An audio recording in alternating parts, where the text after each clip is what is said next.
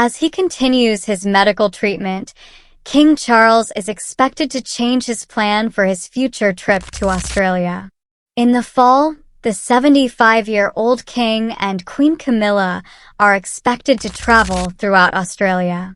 However, after the King's cancer diagnosis in February, which was kept a secret, plans to include New Zealand in the schedule have been scrapped out of fear that he will overdo it.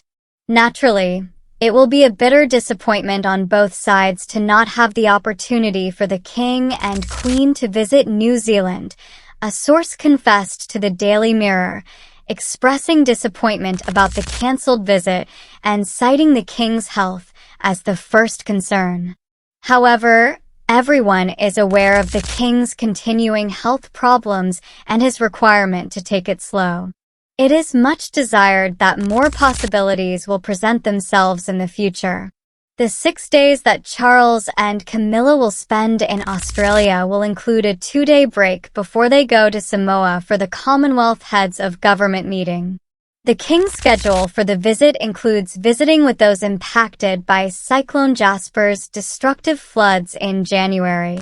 The King has shown his compassion for Australians affected by recent natural disasters, just as Australians have shown compassion for the King following his cancer diagnosis, Prime Minister Anthony Albanese said, confirming that logistical preparations for the royal tour are underway. Deputy Prime Minister Richard Murley stated, "There is an affection for King Charles, highlighting the bond between Australia and the monarch.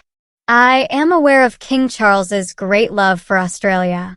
Since Queen Elizabeth II's visit in 2011, King Charles, who has ties to Australia that stretch back to the 1960s, will be the first reigning royal to go there."